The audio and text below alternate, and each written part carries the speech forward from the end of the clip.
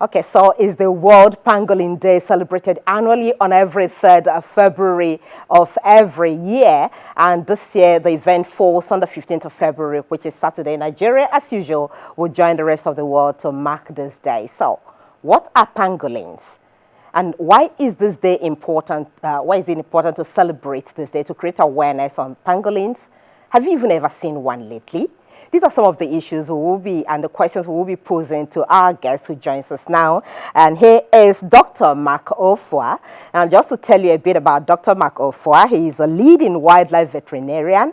He is a wildlife consultant and conservationist, and he's got over 16 years of experience doing this. In fact, the last time I saw Mark Ofua, he was actually carrying a live snake on him. That's to tell you how friendly he has become with wild animals. Dr. Ofua runs the first animal sanctuary in Nigeria and the first wildlife rescue sanctuary. And this is where he actually tries to rescue some of these animals when he captures them. He's been actively engaged with the rescuing, rehabilitation, and release of rescued wildlife. And just about now, he's also working with Wild Africa as its Nigerian representative. And this organization is actually leading in the fight for the conservation of nature in Nigeria. So he's wearing so many caps, I can go on and on, but it's a pleasure to have you on Environment Today. Welcome to the show.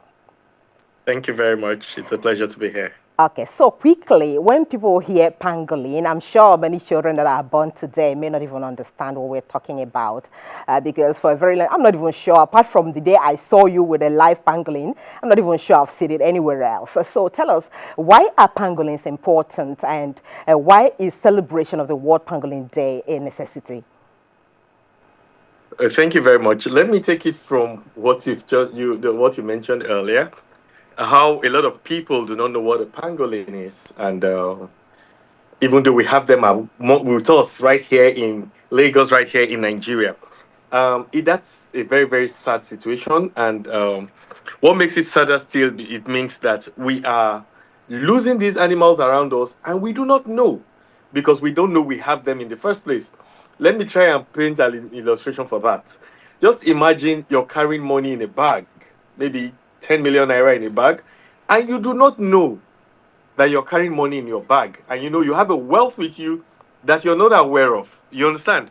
You're going to be walking without trying to protect that bag, and every thief around you will be robbing you, and you wouldn't care less because you do not know the wealth you're carrying. And that's exactly how it is with us here in Nigeria. We do not know the wealth we carry. We do not know what nature has blessed us with. And that's why you have these criminals killing our pangolins and taking them away from us. And we don't care less because we do not know. That is a sad situation we face. Now, pangolins are ant-eating mammals. They eat basically ants and termites. They are the only mammals that are covered completely with scales. And they are the only mammals with a gizzard. You see, very, very unique creatures. And we have 4 species in Africa and then 4 species in Asia. Now, in Africa, in Nigeria especially, we have the giant pangolin, the black-bellied pangolin, and the white-bellied pangolin, 3 species. But as I speak to you, the giant pangolin is functionally extinct. No one has been seen in the last 15 years. The black-bellied pangolin is on the brink of being extinct. We haven't seen any in years as well. It's only the white-bellied pangolin we have here with us. And as we speak, they are endangered. We're losing them, and they are at the brink of being extinct. Why do we need these creatures amongst us? Pangolins feed exclusively on ants, and they eat tons and tons of ants and termites. Now, imagine the damage that ants and termites do to our crops, to our stored food and products, and then to our timber, even in our homes. And think of how much we spend in trying to fumigate to get rid of these ants and termites. And the bad thing about fumigation is when you fumigate with these dangerous and bad fumigants, you're not only getting rid of ants and termites, you're also getting rid of the good creatures. You're getting rid of butterflies, you're getting rid of bees, you're getting rid of grasshoppers. These beneficial insects, you're killing them as well. The fumigation even kills birds and other smaller mammals. So you find out that in our trying to control what nature had freely done for us. We are harming nature the more, and we are the ones suffering for it. We keep saying things are getting hard. We do not get to see the root of why these things are getting hard. It's by our own work and our own effects. Okay, we understand that these skills, that the pangolins are covered with completely are actually money-making, skills, and that is why people are hunting them, trafficking them even across Asia and West Africa. Tell us a bit more about the skills, why they are important, and why people are hunting them down. Now, the pangolins, like I mentioned earlier, they're covered with scales from their head to the tail. And for some reasons, the Asians strongly believe that these scales have medicinal abilities. It's so much that they actually have it in their pharmacopoeia, in Chinese medicine, that these scales have medicinal abilities and they cure everything from hypertension, high blood pressure. They're used as aphrodisiac. They are used as pain relief. Everything. What the Yorubas would call gbogbo nishe. They do everything. You see, and science has really tried, to do research to see and if these scales actually have these powers, and they are found not to be true. The scales are made purely of keratin, the same materials as our fingernails and our hair. So to say that the pangolin scales would cure all these things is for me to tell you that, oh, I'm eating my nails or eating my hair, because I want to cure high blood pressure. It's simply not true. But these guys, when humans have this belief, that is it. And for these reasons, these animals are hunted.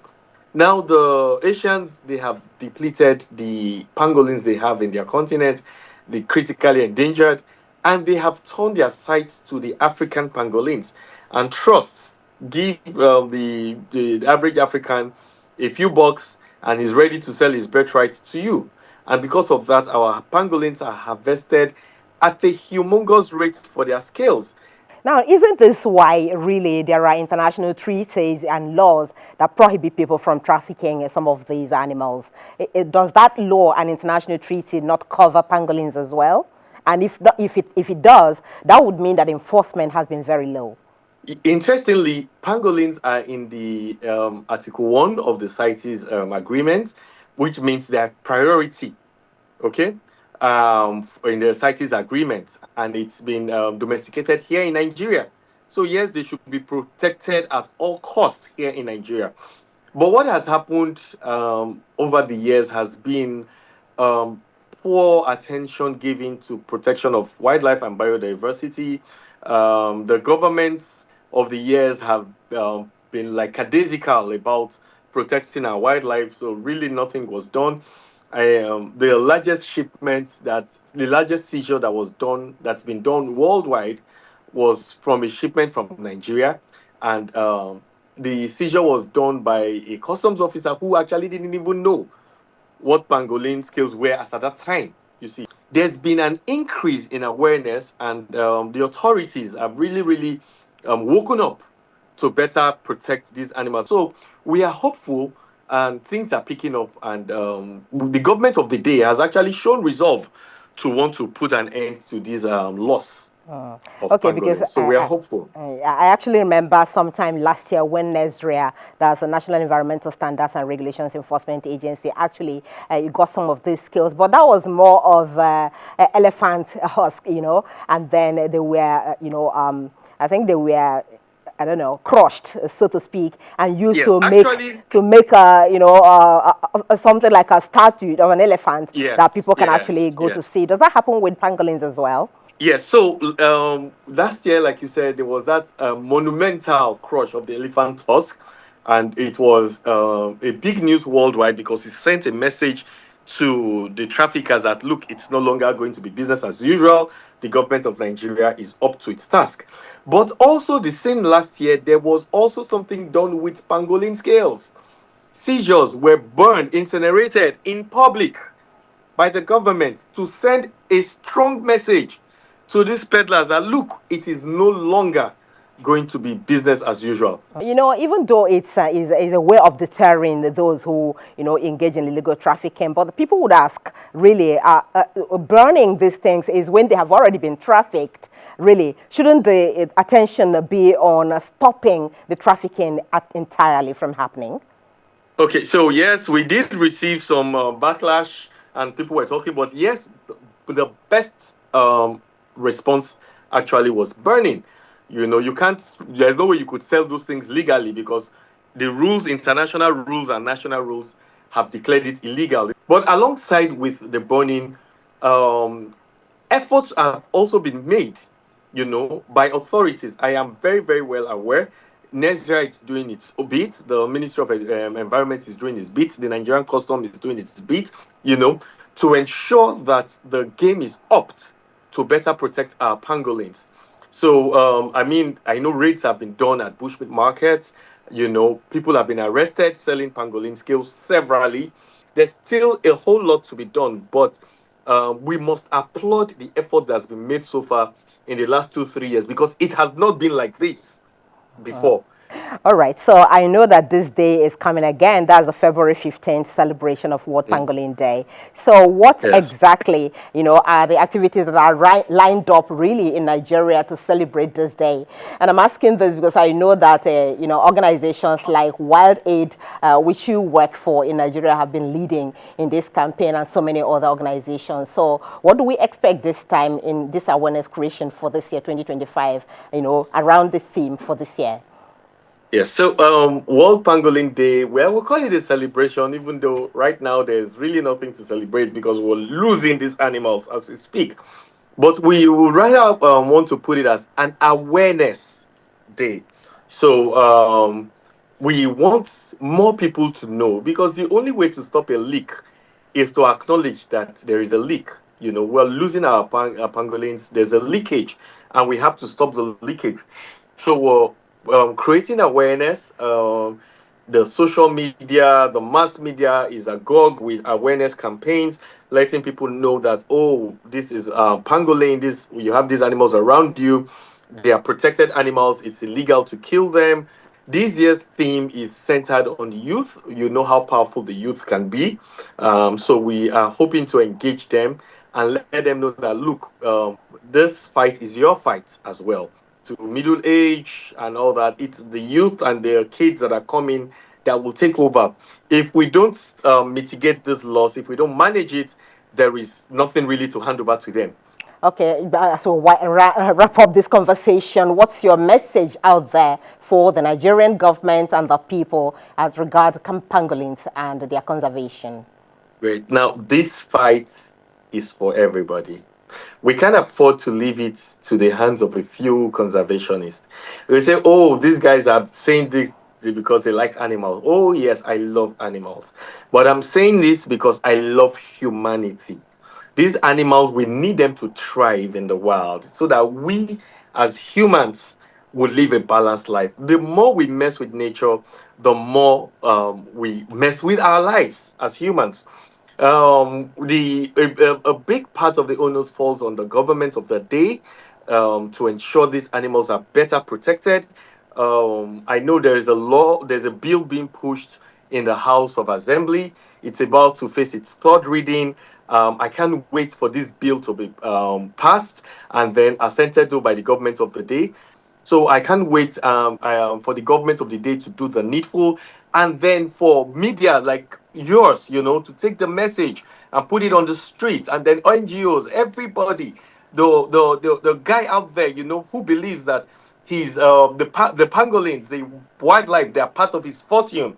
When he sees a wildlife crime being committed, he's going to say something. You know, you see something, you say something. We have to realize that it behoves on all of us, even the education sector. They need to put conservation biology in our primary and our secondary schools. So we must have conservation biology in the school curriculum. Then it will become a culture for everybody to save the environment.